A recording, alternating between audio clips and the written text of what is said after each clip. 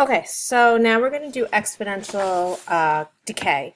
And exponential decay, it's going to be kind of go from, it's going to look like a negative slope. Again, this tail will never go below into your fourth quadrant. It'll always stay in the first. It'll kind of get really, really close to the x-axis, but it'll never cross over. So again, in an exponential growth function, or decay, can never keep these straight. It's going to look the same way, but however, b has to be a fraction that is bigger than 0 but less than 1. And again, b can never be 1 and a can't be 0 because then everything else would be 0. So remember here we have the a is our y-intercept, our starting off point, and the b is the growth factor. So here I'm growing by a factor of a half, so that means I'm really decaying. I'm going to be going lower. So if I look at my table, I'm shrinking by a half each time. Okay, so now over here, and then I get our table if I want to go graph those points, and then I'm just going to connect them. And then I'm going to see that I have my arrows, and it's going to be a decay because it's going down. Something's declining. The population, a disease, your scores in math, not really, but okay. So writing an exponential function is the same thing. We're going to be looking for the factors. We're not going to be thinking about division. So here I have to think about 81 to get to 27. Yes, I would divide by 3, but I'm really going to say a third. And then a third, a third, a third. So my b is going to equal 1/3. So I know my a, again, is where my y-intercept when x equals 0 is 9. So then I'm going to write my function f of x equals 9 times 1/3 to x, the exponent. Now for question 2, the table's wrong, so I need you guys to fix it. So if we go 50 to get to 10, I'd multiply by a fifth. So now make that 5 into a 2. So 10 times the fifth is 2. And then make this 1 a 2/8. And then we're going to make that be a 2/25. So again, I'm multiplying by a half, or not half, a fifth. So my b is going to be 1/5. So I know it's going to be a fraction, so it's going to be a decay. And my a is going to be 10. So I'm going to write my table. F of x equals 10, 1/5, the x power.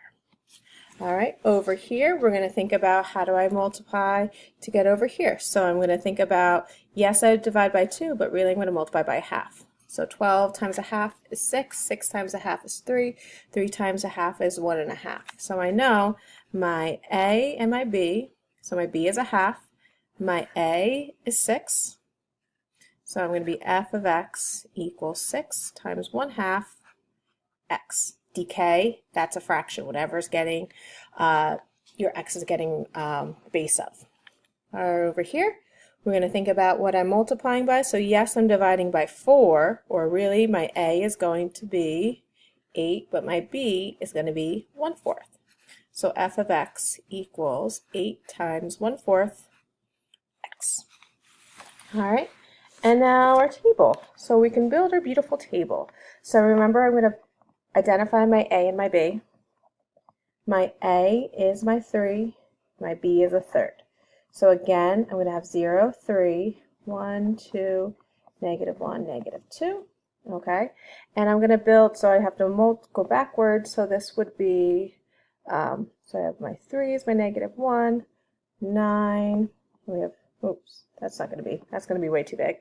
That was a bad one I chose. And then if I put my 1, a third of 1 is 1, and then I'm going to be a third. So obviously -227 is not going to fit. We can do -1/9. 1, 2, 3, 4, 5, 6, 7, 8, 9. Then 0, 3, 1, 2, 3. And then 1, 1. And then 2, a third. And then 3 would be a ninth. And so on and so forth. So I'm going to connect. A table, oops, I'm going to make it a little straighter. A table really helps identify your pieces. So here's my function. We're going to identify my a and my b. My a is 4, my b is a half. So I know if my b is a half, it's going to be a decay. So I'm going to go here. I'm going to put my 0. I'm only going to go 1 over here. So I'm going to go -1. So I have half, so I have to double to go this way. And then we're going to take half, so I'm going to be 2, and then 1, then a half over there. And again, you can play around with the inputs. So -1, 1, 2, 3, 4, 5, 6, 7, 8, 0, 1, 2, 3, 4, 1, 2, 2, 1, 3, a half, 4 would be a quarter, and going down like that. Alrighty. And that is exponential decay.